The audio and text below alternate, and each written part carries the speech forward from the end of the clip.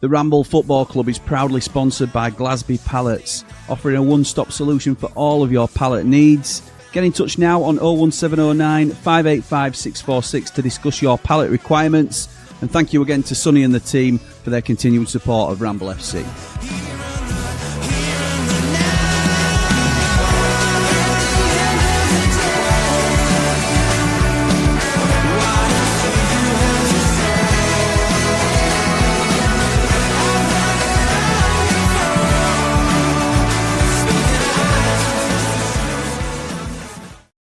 Left to lose. What is happening, people? And welcome back to Ramble FC. It's the Ramble Football Club, and we are here to talk all things, different topics of football. So without any further ado, let me welcome in, it's just the two of us tonight, but let me welcome in my co-host for the evening.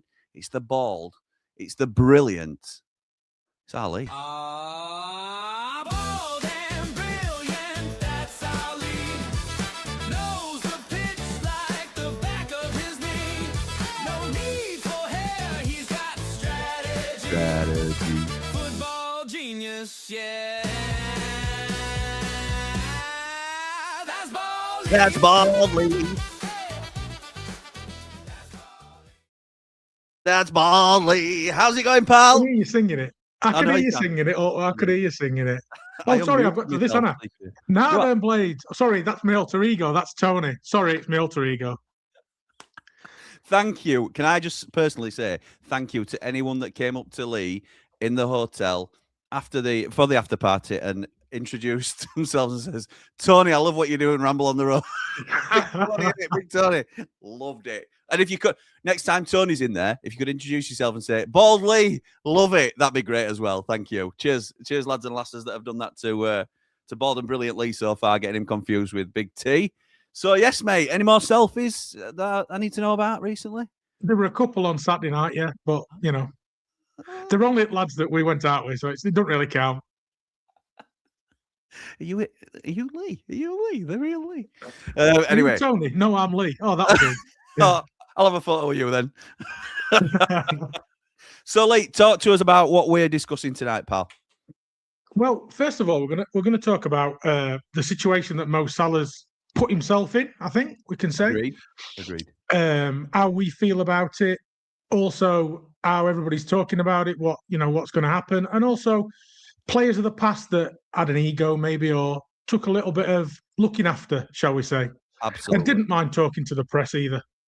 And we're happy to take those in the comments as well if you've got any suggestions, because we're going to touch on a few ourselves. Lee has very kindly done the homework for us tonight.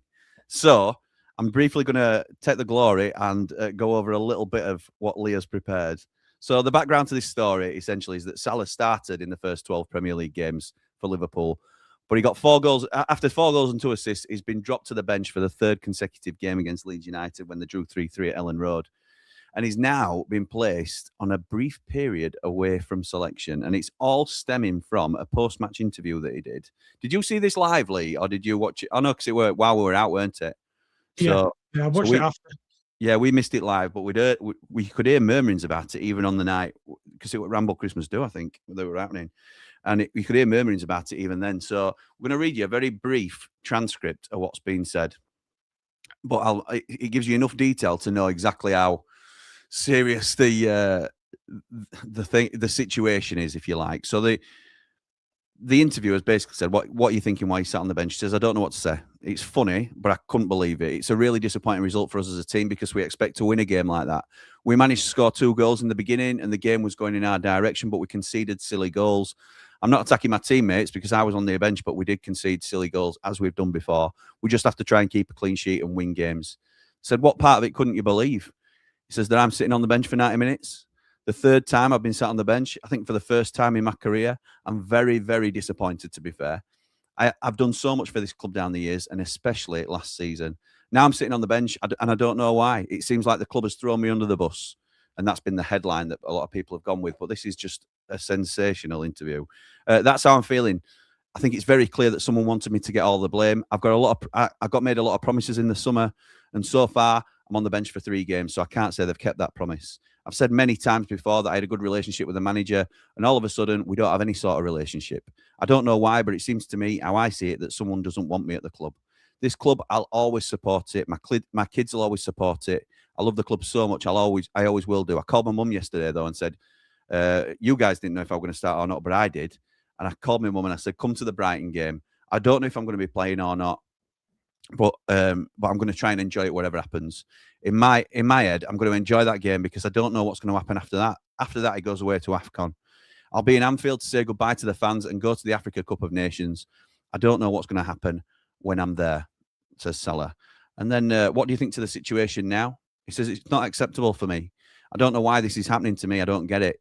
I think if this was someone else, every club would protect its own player. How I see it now is like you throw Mo, speaking about himself in the third person, you throw Mo under the bus because he's the problem in the team now. But I don't think I'm the problem.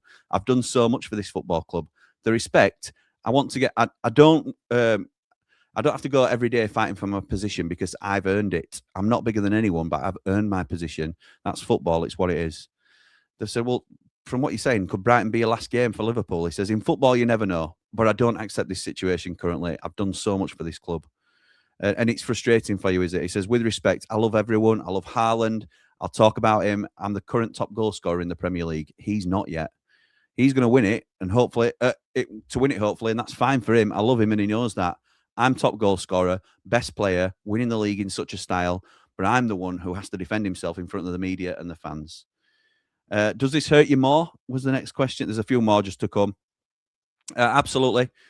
After what I've done for the football club, it really hurts. You can imagine, really, after going from home to the club and you don't know if you're starting. I know from home to the club and you don't know if you're starting. I know the club too well. I've been here many years. Tomorrow, Carragher's going to go for me again and again, and that's fine.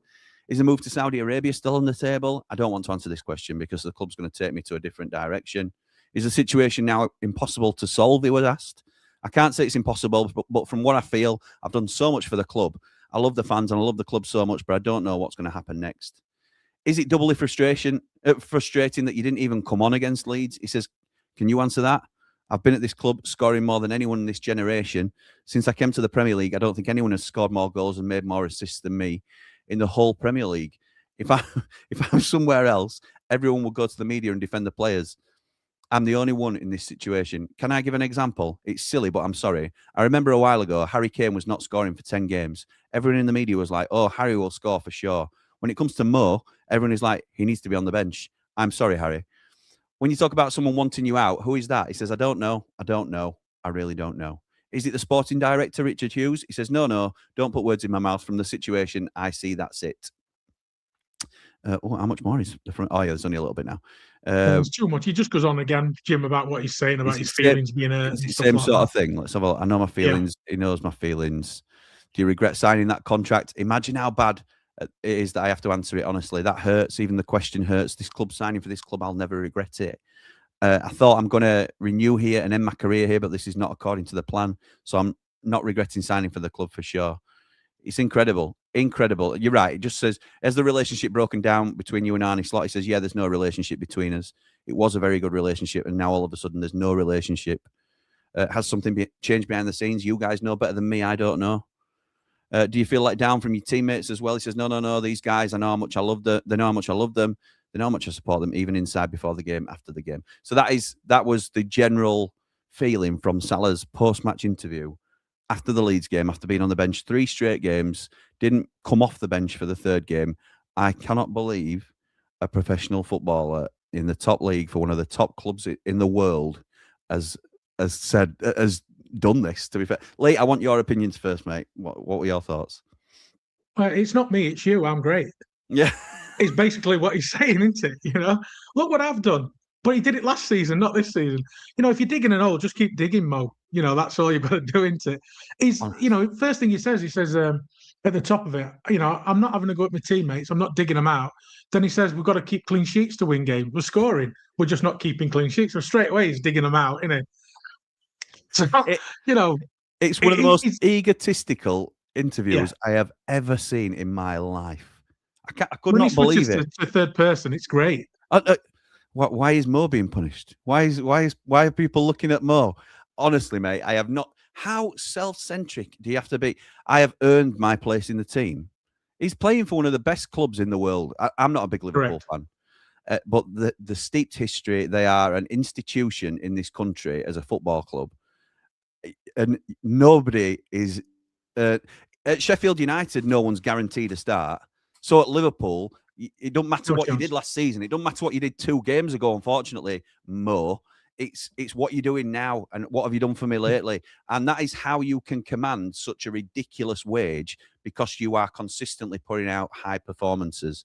And if you don't put out those high performances, don't expect to play, because they're not gonna maintain their title push, which they're obviously not now. They're well off course for it. They're not going to maintain it with players that are underperforming. So you're not in the side, and it's down to you. And it's down to your teammates as well, but they're not coming out and saying they deserve a place in the team and all this. I think it's really, really poor from Mo Salah. And I'm not a huge Jamie Carragher fan either, but I do agree with him on this. I think the club needs to stand firm, and quicker they can get rid of him, the better for me. Yeah, I think that's the way it's obviously going to go, isn't it? It's crazy, this, for me, because, you know, if you're a professional footballer and you're not playing well, you work harder. You get on training pitch, you earn your place, you earn your spot. Just because I were great last week don't mean I'm going to play when I've had 3 bad games, you know. And Absolutely he has been fantastic for him. And is he probably their record goal scorer? Definitely in the Premier League. Yeah. Yeah. You know, it doesn't matter. Football's about the next game and the next game. Of course it is. You know, and if you're not playing well enough, I mean, they are playing him slightly differently. They're playing him more as a winger and not an inside forward. He's being asked to do a little bit more defensively, which obviously he doesn't do very well, and he never has. Yeah. You know, the bloke's a goal scorer. But to come out and act like this to a club of Liverpool's stature as well, I mean, you know, you think about this is not us that he's talking about. You know, it's not a Sheffield United, you know, there's no doubt me and Jim are Sheffield United fans. It's not like he's talking about us, and we'd be gutted about this if it was our player doing this. Yeah, we would. This is probably a top 5 supported club in the world, and he's treating it as if they've done him wrong because they're not playing him just because he's had a couple of bad games. It's disgusting, if I'm dead honest. It's a disrespect to the fans and the club. Of course it is. It's an absolute privilege to pull on the shirt for any club, really. And you have to view it like that, and you should view it like that as a professional. You're not entitled to anything. Don't get me wrong. If Gus Hamer doesn't start another game for Sheffield United this season, as Sheffield United fans, he might go and question Chris Wilder and knock on his door and say that. I still wouldn't expect him to come out with an interview like this. He's our best player. For those that aren't aware, Gus Hamer's probably our technically gifted. All things being equal, he's our best player. If he didn't play another game this season, I could understand him being upset about it. But we'd see nothing like this. Nothing like this. It's a complete, like you say, it's just so disrespectful to the club. So disrespectful. I couldn't believe it. Seeing it back, and then obviously reading it back as well, makes it so, you know, in black and white. It's worse actually reading it, Jim. When you read the transcript of actually what he says, it's even worse than, you know, because you'll miss things when he's just speaking about it. But when you actually go over it, it's terrible. And then he even digs out Harry Kane and people like that. You know, it's like he didn't score for 10 games differently to everybody else. Yeah, it's shocking. Nobody was saying drop him. It's crazy, absolutely crazy. So, have you got any stats there as to Salah's drop off this season? Well, I've got stats. Let's have a quick look. You know, I've got stats. You know, it come with stats, don't you? I thought I could rely on you for some stats. Well, I know I can. And the question is, yes, I have. Here we are. Just in comparison to seasons gone by, how we started this season. Well, this season he's played so far 20 games, including the Community Shield and Champions League, and he scored 5 goals. So that's 1 in every 4, isn't it? Yeah. And last season he played 50 games, just over, and scored 34. And don't get me wrong, 5 goals in 20 appearances is not bad at all. Not at all. It's a very good record. It screams of being a very good Premier League player. It doesn't scream of being an excellent Premier League player as an attacker. And you can pick it to bits all day long. But Liverpool are wanting elite footballers in their side. They brought in Isak. They cannot rest on the success that they have had. They have to continue evolving as a football club. And it's largely recognised that Mo Salah is in the twilight of his career at the very top level.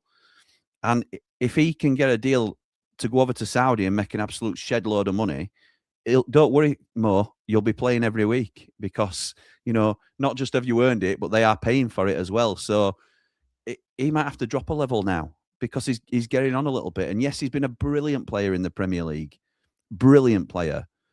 But maybe those days have gone. Maybe we're a season away from it. Yeah, I think definitely every player has a ceiling, don't they? With age as well, and then there is a drop off. And if you rely on pace to beat a man and then get inside and score, and you lose even half a yard, you're going to struggle to make them. And also, last year, I will say a little bit. I am putting a little bit behind him here that Arne Slot won that league with Klopp's team. Yeah, agreed. And now he's brought in and he's changing the system a little bit.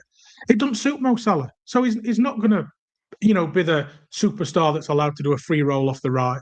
He's going to have to work. It's more a winger system now, isn't it, as opposed to an inside forward, which he thrived in. Him and Sadio Mane, famously, and later Diaz, just thrived in that system. But it's different now. So, and the team and the club have to adapt to that as well, to having different players come through and how Slot wants them to play as opposed to how Klopp had them playing. So, and it's not easy to find a Mo Salah. So if it was, then Arne Slot might stick to the same way of playing and then bring somebody through behind Mo Salah. But they're few and far between because he has been a brilliant player. That nobody's disputing that. But the attitude and the entitlement is just laughable, really. And it's a shame because I think this will shatter a lot of Liverpool fans, not only view of him, but probably their relationship with him as an idol. And somebody that they should be able to look up to and say, what a brilliant player you have, and hold him in the same regard as maybe not Kenny Dalglish, but like Robbie Fowler and Ian Rush and all these sort of players, maybe that sort of level. And he's just ruined it with one fell swoop, really, saying that I deserve to be. And time will be a great healer and people will forgive. And I'm sure they'll amicably come back together in a few years' time or whatever it might be. But for now, it's irreparable, isn't it? Oh, definitely. I mean, at some point going forward, he's going to apologise, but the damage is done. I mean, you imagine what it's like for him walking back into that changing room, and all them who are all highly paid players, but are working their backsides off to keep the shirt or to get in that team. Yeah. And then he's saying stuff like this that I'm not digging you out, but it's your fault. Yeah. I mean, but we're conceding too many goals. Where does he go in the club? Because I wouldn't want him sat next to me in the changing room, or if he was, he'd be getting some words. Do you think there's half a chance that he fancies himself to win a power struggle with Arne Slot, and yes, and that he's big enough to force the owners to make a decision? Yeah, because he's the two players who carry the weight of that club are Van Dijk and Salah, aren't they? Or were up to this point. And with Slot not really doing well this season and really sliding Liverpool, you would say that they hold more power than Slot. And if it's the old thing, isn't it? They don't get rid of players; they get rid of managers mid-season. So they would have held it, but now he's lost the power, hasn't he? He's actually handed it back to Slot in more ways than anything else. Yeah, because I'm sure that the players will now, and the fans from Liverpool will all get behind Slot because of this. It'd have been better going into a boardroom and having that speech rather than saying it in front of media. So that if he's playing it politically, then he's played his cards all wrong for me. So, and player power should never be a thing anyway. You respect what the players do on the pitch, but the manager's brought in above them to make the decisions about them, and it stands and falls with the manager's decisions. If they want to sack him because they don't think he's a good enough manager, that's one thing. But don't sack him because Mo Salah's upset because he's not playing.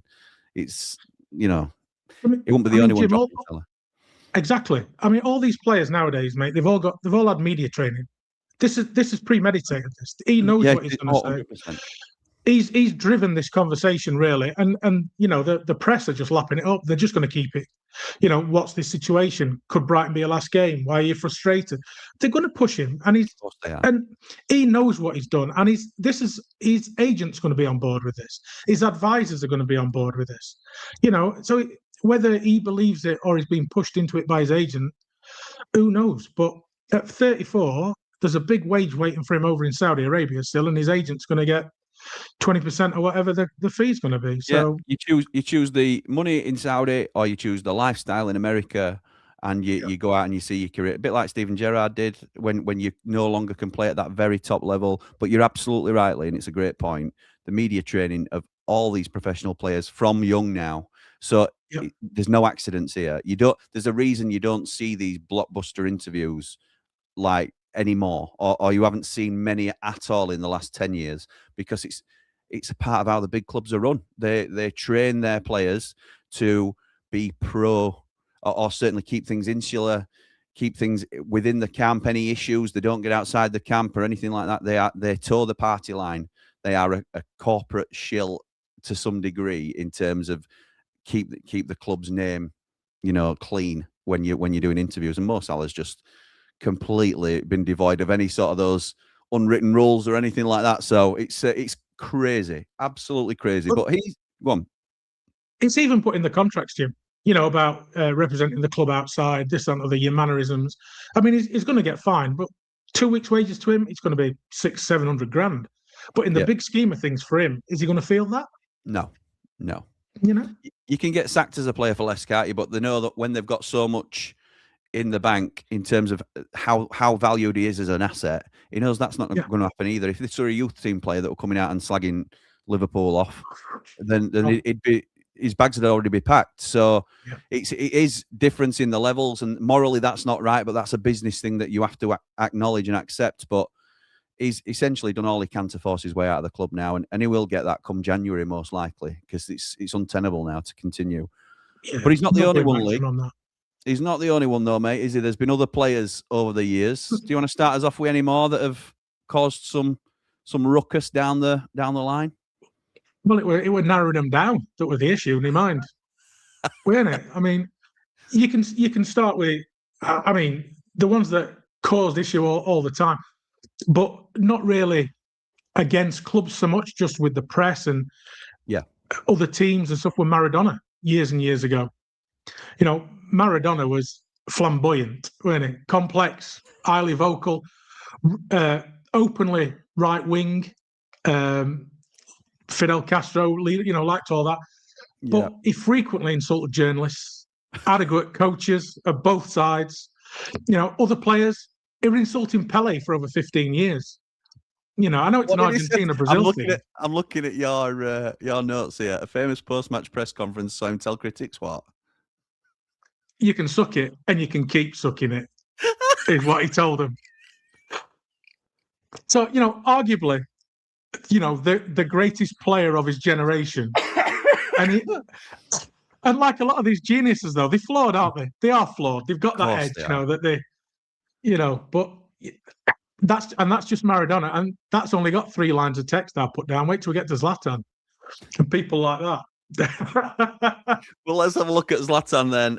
And it's summarised here as well known for his bold and controversial public statements about clubs, managers, and the business of football. His comments generally reflect his high self-belief and his strong opinions on authority and loyalty. His relationships with managers have been a significant topic throughout his career, most notably Pep Guardiola.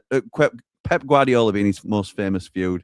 He's repeatedly called Guardiola a spineless coward and the most immature manager he has worked with. He claims Guardiola never confronted him directly, but instead hid in other rooms and sacrificed other players for Lionel Messi. Despite the personal animosity, Zlatan's listed Pep as one of the coaches who changed football.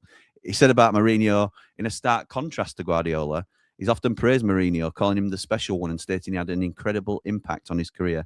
He sees a kindred spirit in Mourinho, describing him as a manager who fears nothing. He is more like Zlatan. You can see that, though, can't you, in Mourinho as well? You know that? Yeah, you can see it. I am the best.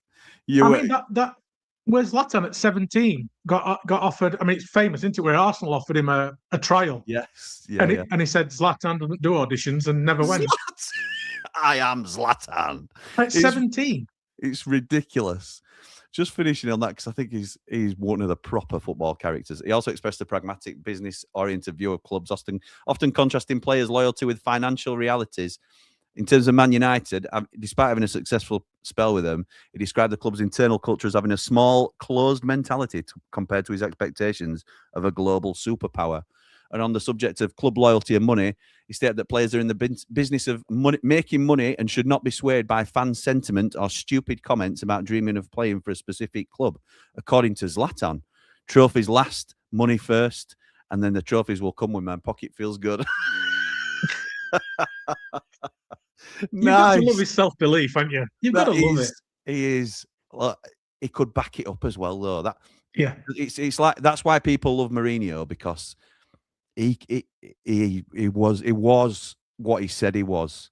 So and he's no longer in interviews saying he is the special. I'm sure he probably still believes it, but when he came in to Chelsea and he said he was the special one, he wore that, and that's a huge target to put on your back.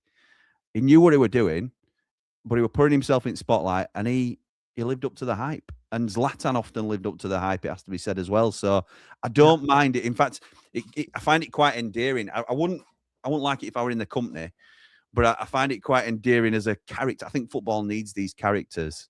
Maradona saying you can suck it and keep on sucking. It's just absolutely ludicrous. Absolutely ludicrous.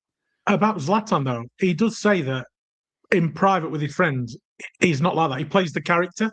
Right. He's supposed to be. He's supposed to be lovely. You know what I mean? But I mean, we don't know. We've not seen it, have we? No. But, yeah, it's supposed to be really nice.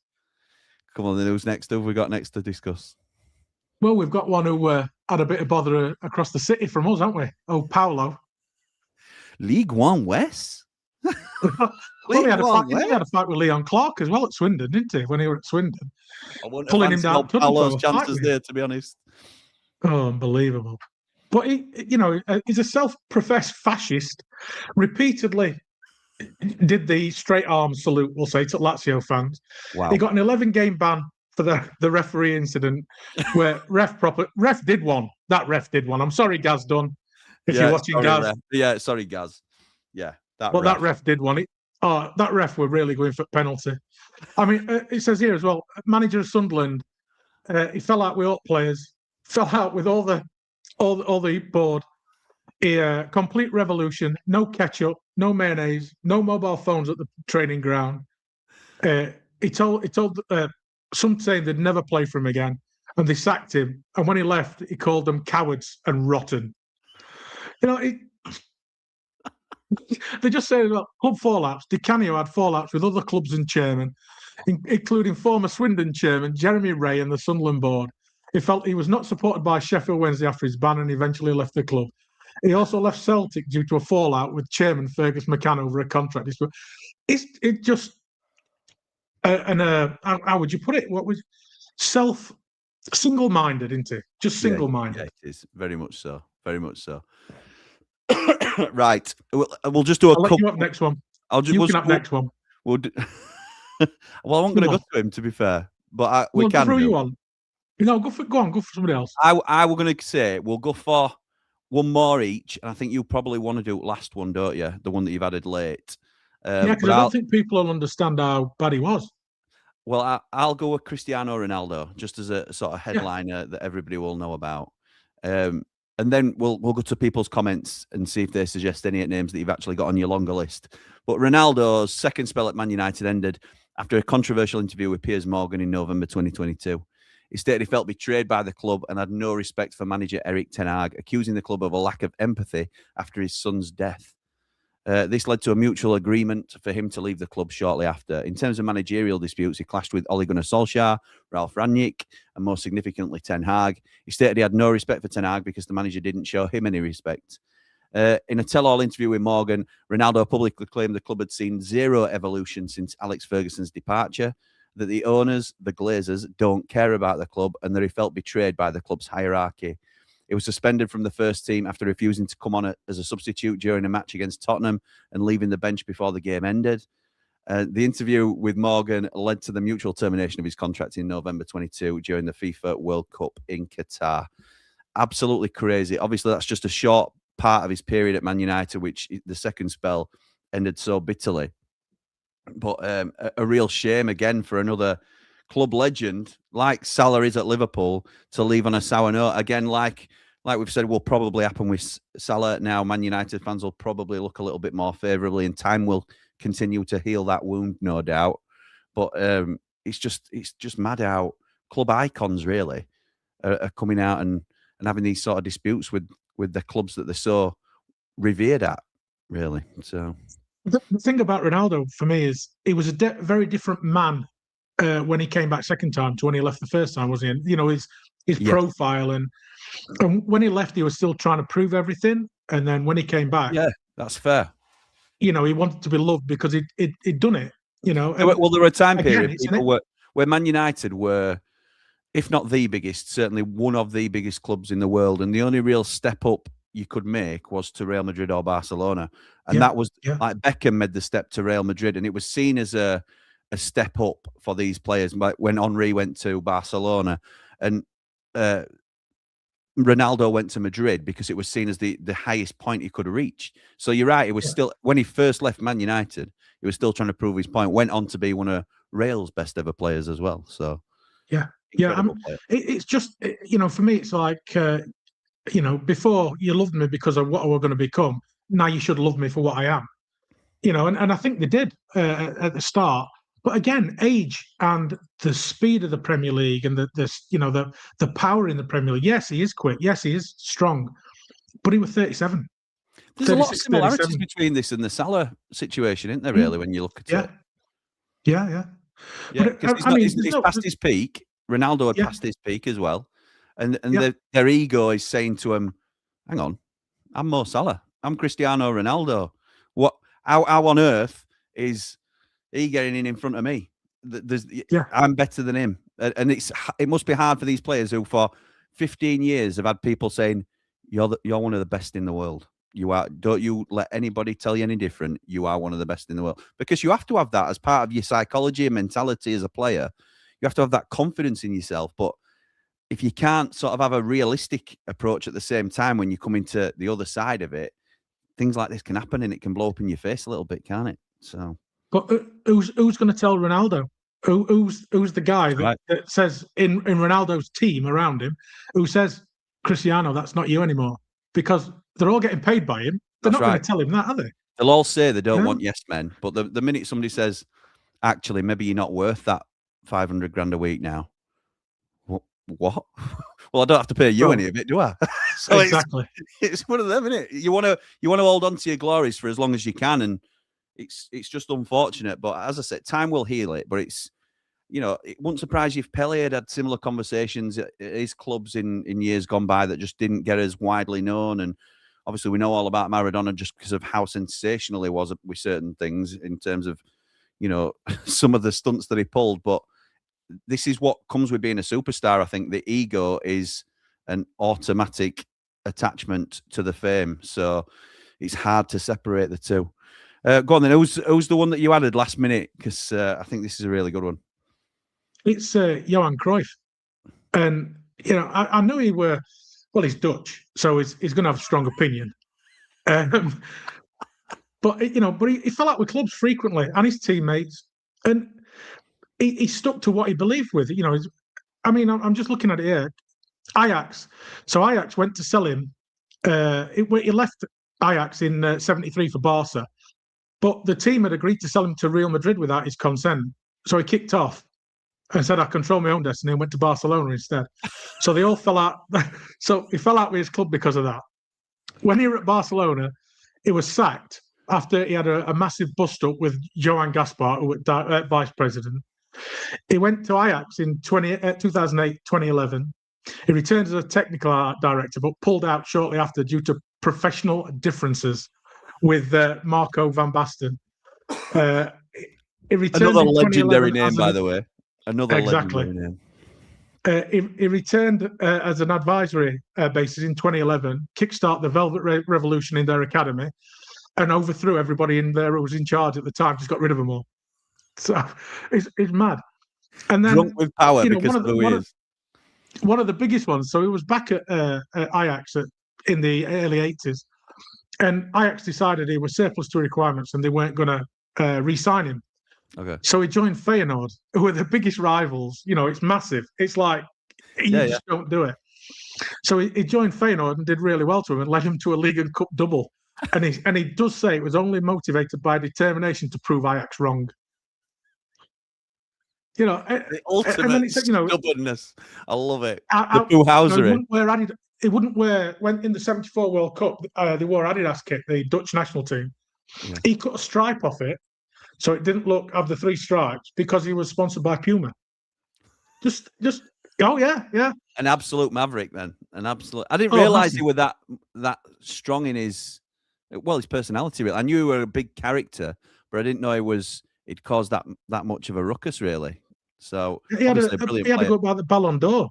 Ballon d'Or. It's a process. It says it dismissed the Ballon d'Or process. It's a bunch of journalists voting for the friends.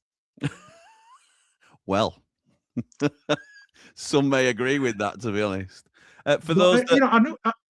Go on, mate. Sorry. I was just going to say, for those that aren't aware of Johan Cruyff, father of Jordi, who went on to play for Man United, but he was the creator of the Cruyff turn, obviously, and which is why it gets its name. So, Jamie Dumpling, anybody that's young enough to not remember or not really know much about Johan Cruyff, when you see a Cruyff turn on EAFC or FIFA or whatever it is, then that is where it comes from, the great Johan Cruyff, and he was a brilliant player back in the day. So yeah. And his style of play, his style of play is what they taught at the La Masia, which is the Barcelona academy, still to this day.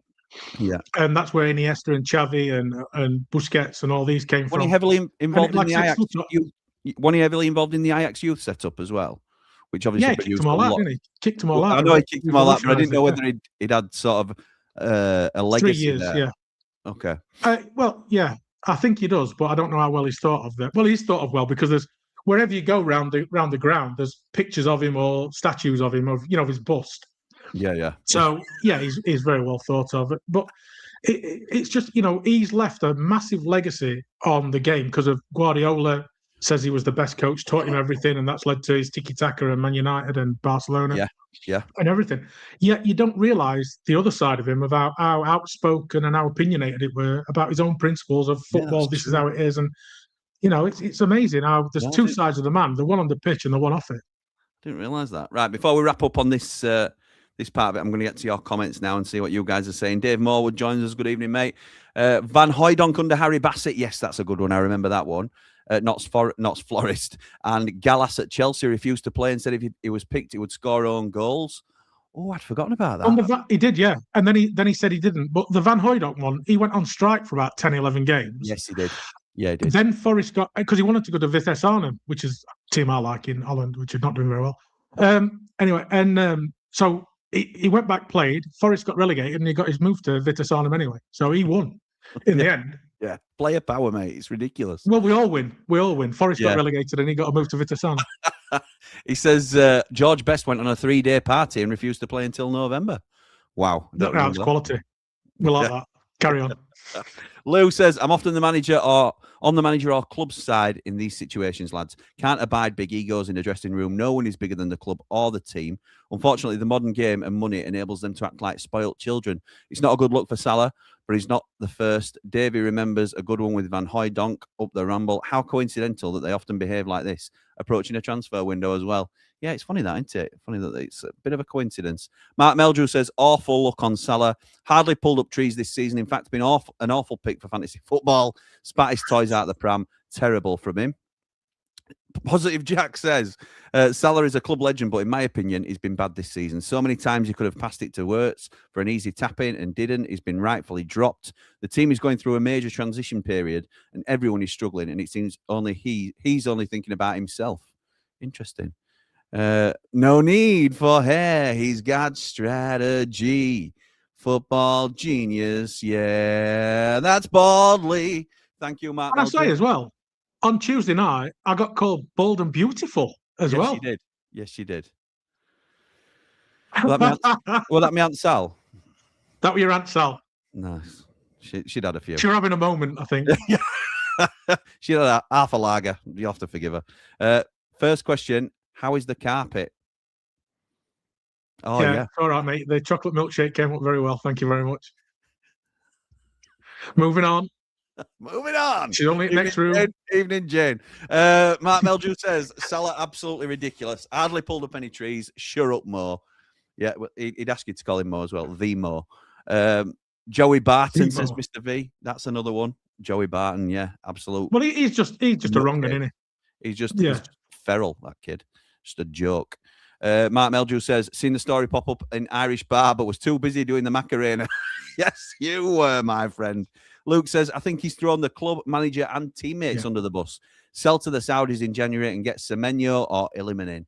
Oh, what a shout that is. I think it'll more likely be Semenyo at this stage, but Illiman, particularly coming from Everton as well, I don't know whether he'd immediately cross the divide. I think Illiman's next step should be a Newcastle or Tottenham, personally, particularly if they're growing with those projects. But Semenyo is a great shout for Liverpool because he's more of that winger that you're talking about in Arnie's side. Yeah. Ian says Salah has spoilt his legacy. The club gave him everything he wanted on his latest new contract, and he repays them like this. No player is undroppable, especially when not in form. He's been given preferential treatment for years, not having to track back and leaving Trent with no help. Probably why Trent has been criticised for his defending. Well said, Ian. That's right. He's very much like Ronaldo when he was at Man United. Because he was so good going forward, he wasn't asked to do the hard work going back. And even in Ronaldo's second spell, that was the case when he was playing as a striker. He wasn't expected to come back past the halfway line, essentially. Right. It's you stay where you do the business for us. But that then has an impact on your teammates. And if you're doing the business, then it gets overlooked. But if you're not doing the business, then, you know, people are right to question it. It's not his fault, Jim, because he's not defending and they're conceding. So it's not my fault. I'm great. Scoring goals. I'm great. We're scoring goals, but why am I not in team? Because you're scoring goals. Mo's great without you in the team. It's one of them, isn't it? Lee raised a very important point about how the players will look at him now. Once dressing down in front of the group, Paqueta at West Ham does as well for that sending off the other week. I had a flamenco shirt when I was a kid, Lee. Classic. I ordered one of them from OK Jersey and it never came, I have to say. So there you go. Notice we don't advertise them anymore. I'm only joking. Roy said Roy Keane versus Mick McCarthy was a classic at international level. It's funny when Roy does it, though. That's his job. That is his job. So, Mick McCarthy's actually said that he regrets that, doesn't he? Yeah, he regrets that. Yeah, yes. Danny says this Liverpool downfall is spectacular. Illiman and Dye clear up the toffees, up the blades. I do love that shirt. Now I'm looking at it. I think this, to be fair to OK Jersey, they sent me a replacement because it wasn't available at the time, and I've got a fair few. I might you can still buy it on Adidas website, Jim, but it's more expensive. Yeah, it is. That's true. That's true. And but it does look really well, though.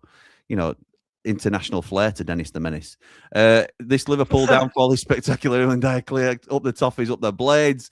And Lou says, according to Zlatan, he didn't need to buy his missus a present because she has Zlatan. What a guy. Yeah. What more does she need? That's what he said, Yeah, I am the present. Nigel Winterburn's face. Yeah, when that Di Canio.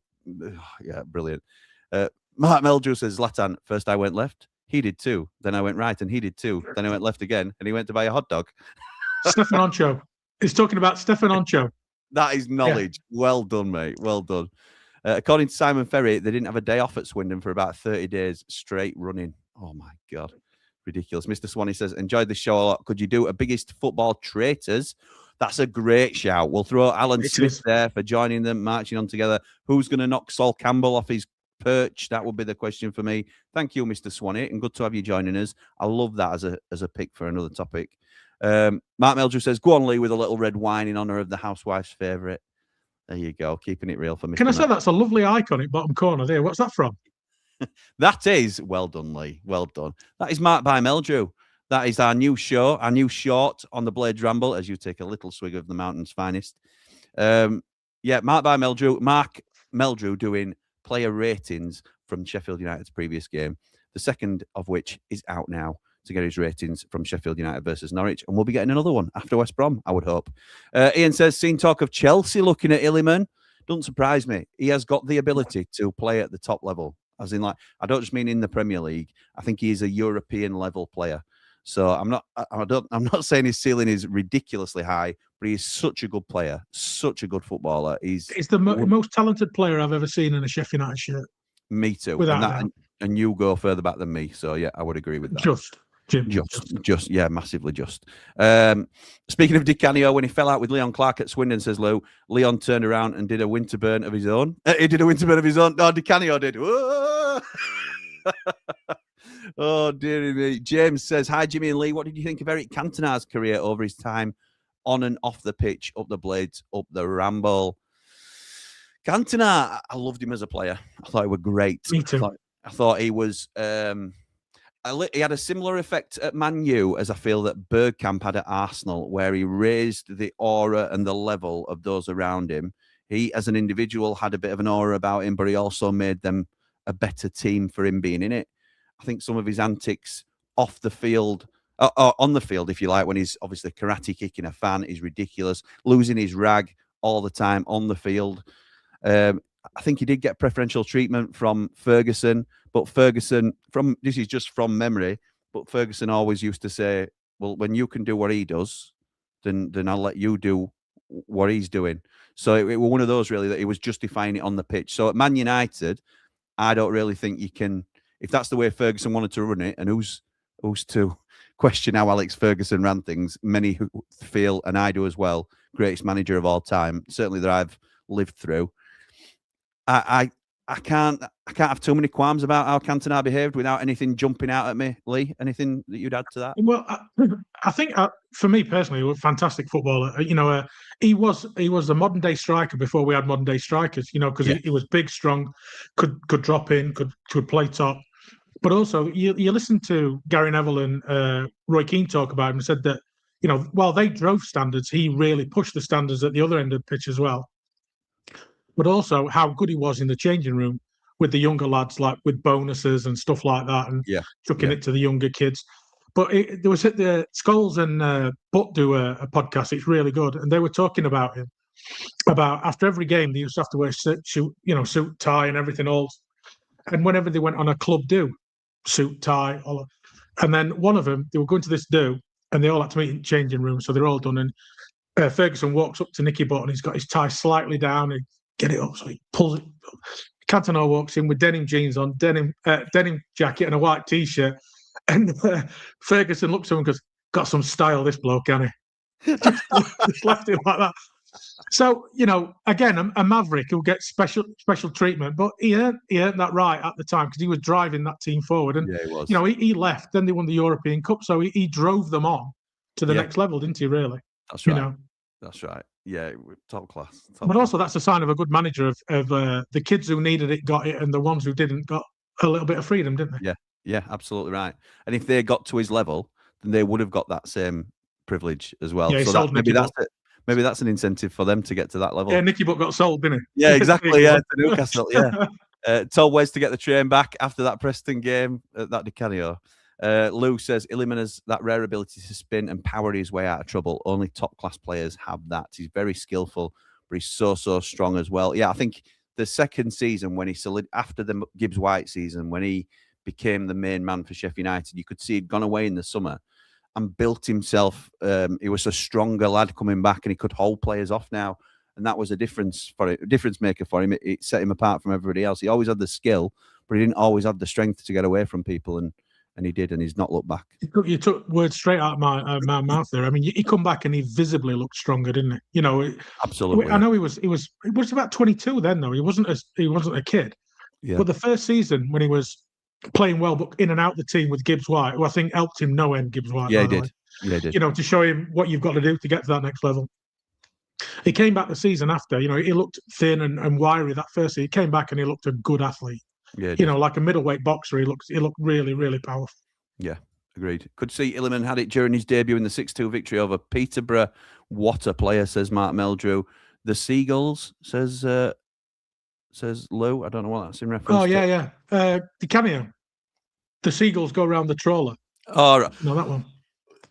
Excuse me. Luke says the Seagulls quote after the karate kick was insane. Yes, yeah. Okay, so that is the end of that section of the show. Thank you very much to Lee first and foremost for doing the research for us, and I've just piggybacked off that in all fairness. But thank you to everybody as well who got involved in the comments and made that a more enjoyable discussion. To be fair though, Jim, it is your third show today. You've been a bit pushed, and 2 school runs as well. You know what I mean? School runs, yeah, full day. That's right.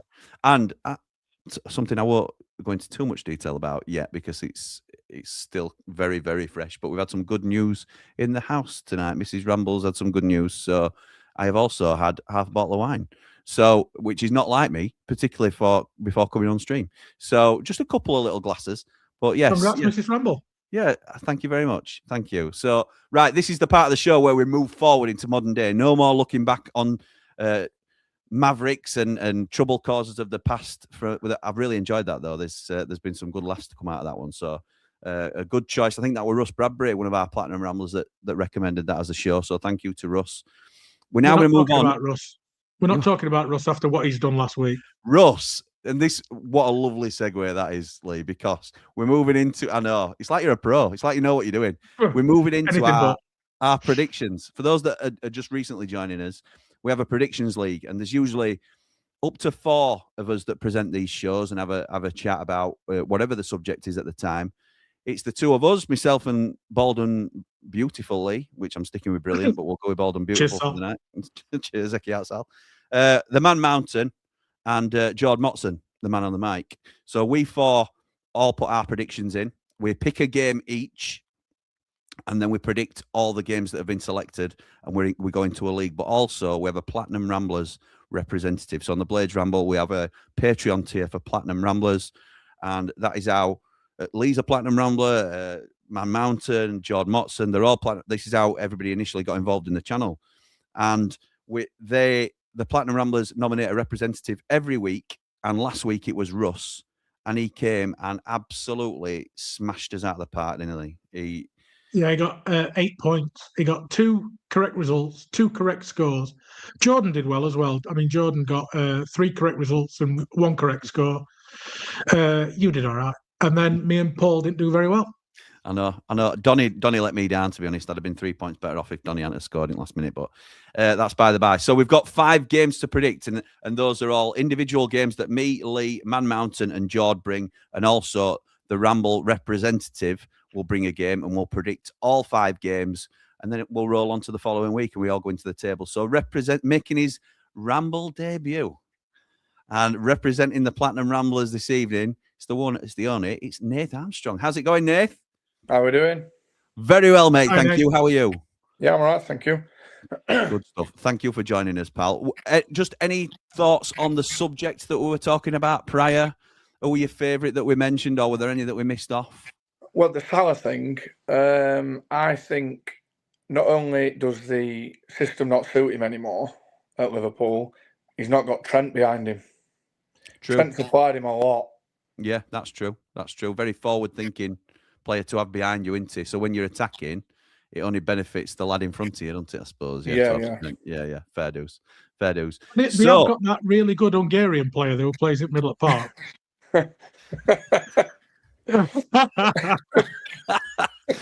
So this is the part where I hand over the baton to my mate Bald and Brilliant Lee, and you take it away, pal.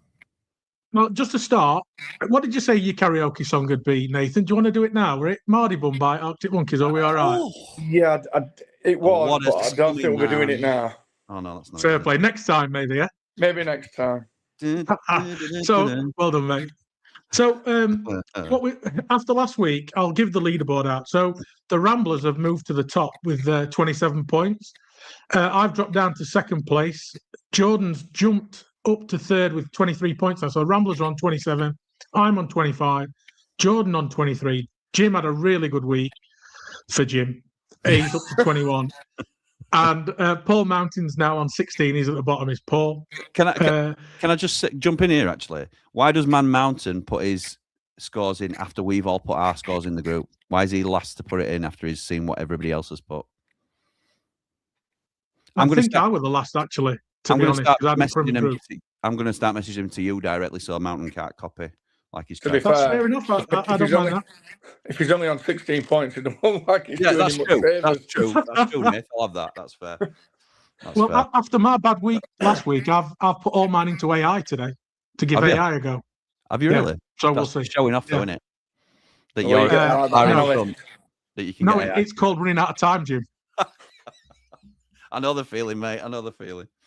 So what we're going to do is we're going to start with Nath, because Nath, the only one I ain't got any scores for, so I've got everybody else's. No pressure, Nath. So, no pressure. So the first game is Stockport versus Stevenage. Can I just say, what you got 8 for? points? 8 points, by the way, Russ got last week, by the way. That is the marker that's been set. No pressure.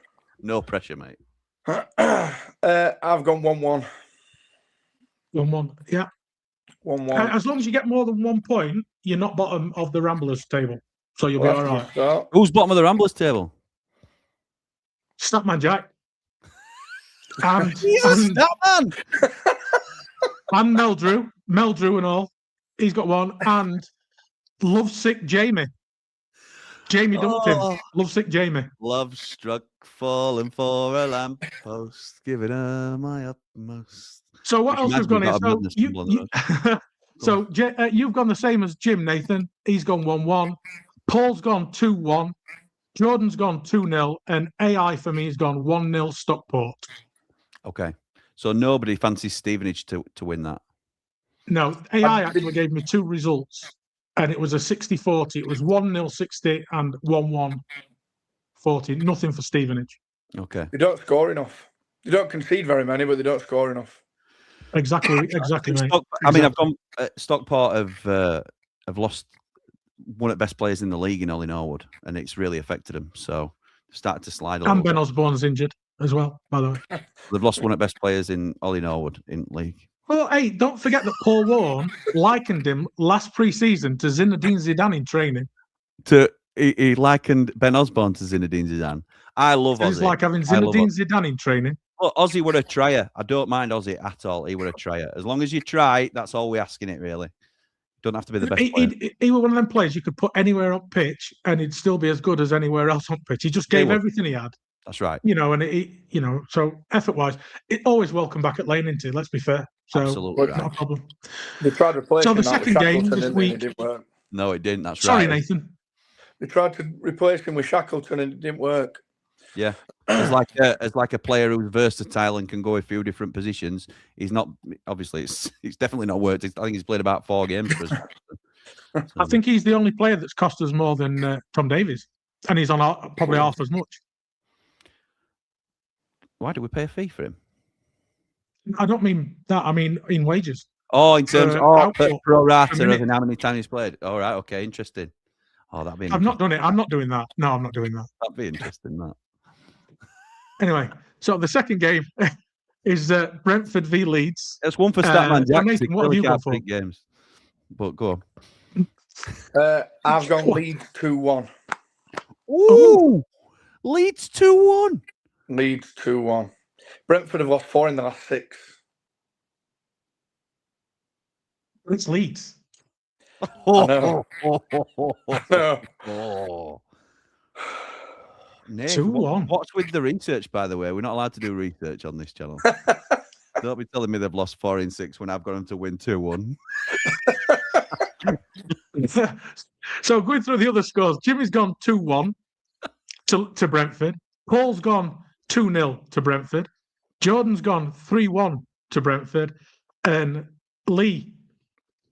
AI Lee, has gone 2-1 to Brentford. So if it comes in, you're getting up there. You're well up.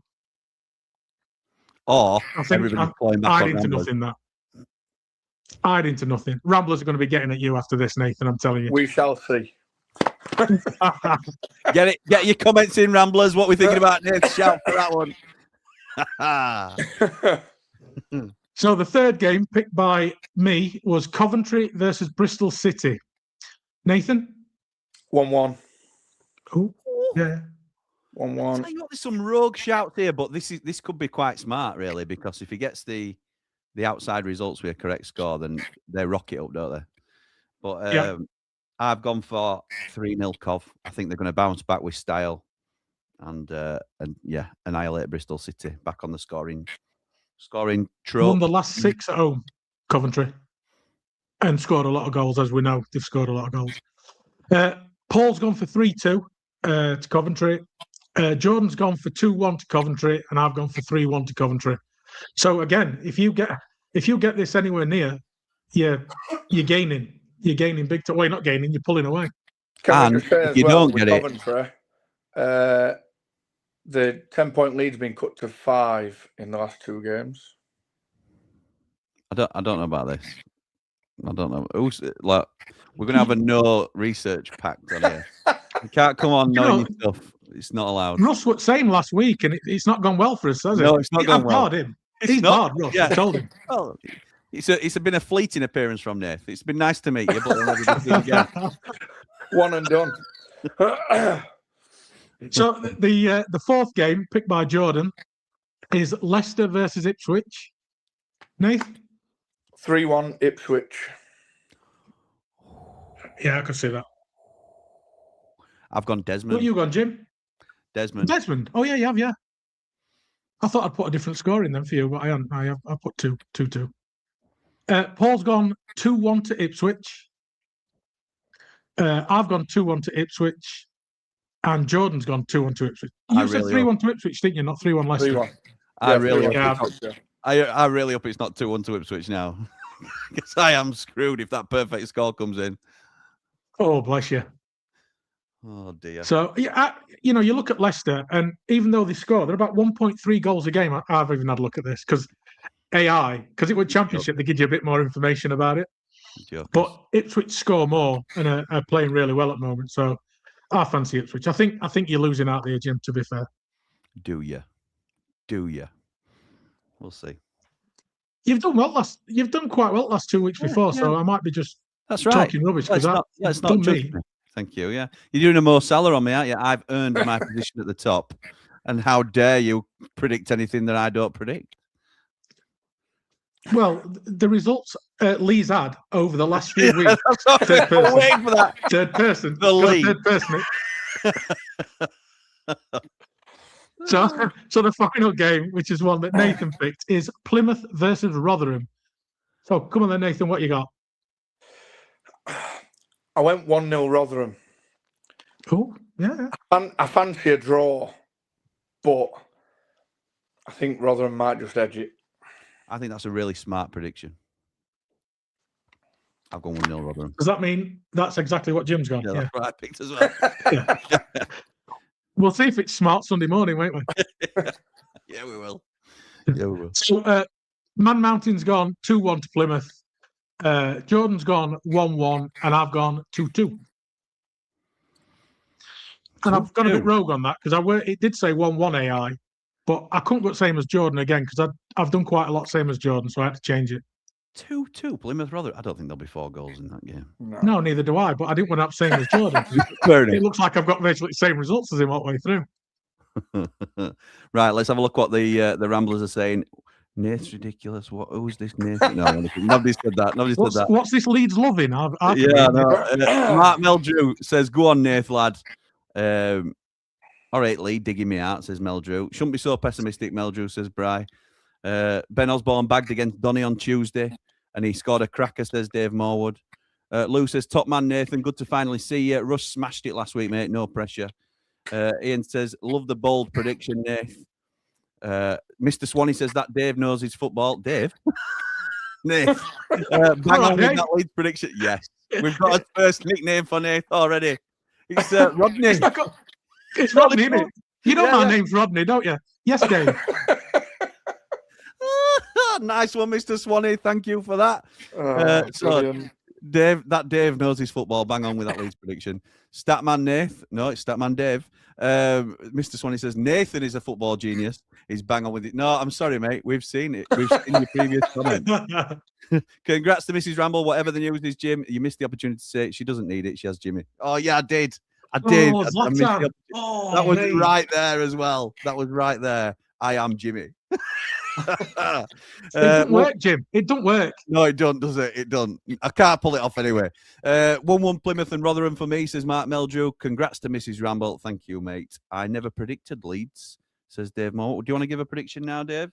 It's up to you because Nate's already given one for you. So, never mind, never mind.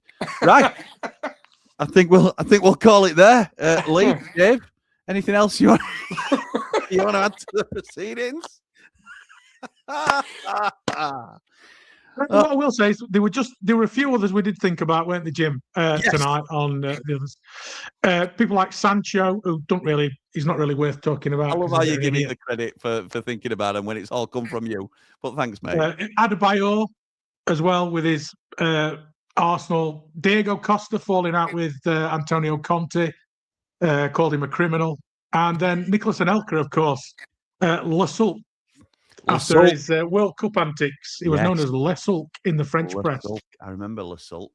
So fell out Ronaldinho as well. Oh, sorry. Ronaldinho. Ronaldinho. Oh, yeah. There's a few, He isn't had there? a, he had a clause put in his contract, didn't he, that he could go out once a week and get leathered. Party, yeah, he did, yeah. And then Didn't did Neymar have one do what? as well for Mardi Neymar. Gras or Carnival? Yeah. I think didn't Ronaldinho end up in prison for some like dodgy passport scheme or something like that? Yeah, he did. Yeah, Unbelievable. That's probably another tale for another day. You can even put Mbappe on there because he fell out with PSG and sued him for 140 million euros, didn't he? There's a load you could put on. I think that Biggest Traitors is a great shout as well. Oh, it's class. Let's have a look. Just last couple. Congrats to Mrs. Ramble says, thank you, mate. I'll pass these on. Cheers, Mr. Tequila, says Mark Meldrew. That's on as a short on Behind the Ramble if anybody's interested. Balotelli is like the reverse of all this. Does whatever he wants and Mancini just lets him. Yeah, that's fair. That's fair. He had a falling out with Mancini, though. He had a bit of a go with Why- Mancini in the Why changing always room. me? Why always me? Why always me? Yeah. Exactly. So, Dave, how have you found your first experience on Ramble FC? Been all right? Well, it was good until that point. Nice to know that you're leaving a mark with people, innit? They're recognising the impact that you're having. Lee, thank you so much, mate. Really enjoyed you coming on. Lee, bald and brilliant as ever. Thank you for putting all the work in this stream, doing all the heavy lifting. I'm now going to go and lie down for a little bit because it's the third stream of the day and I've been struggling. But I'll be back tomorrow with a live watch along. Lee, are you up for it? Yeah, I'll do it with you. Top man. Happy days. I'll have to get another shirt out, though. And I know you might have to have a wash before you come on. Right. Give over. Thanks all. Come on, you red. No, it's wrong channel. We'll just up the Ramble into it now. We're going for it. Just relax and get on the couch. Nice and have a bit of therapy and chill out. Nice. That's what it should be. Got your therapy. Up the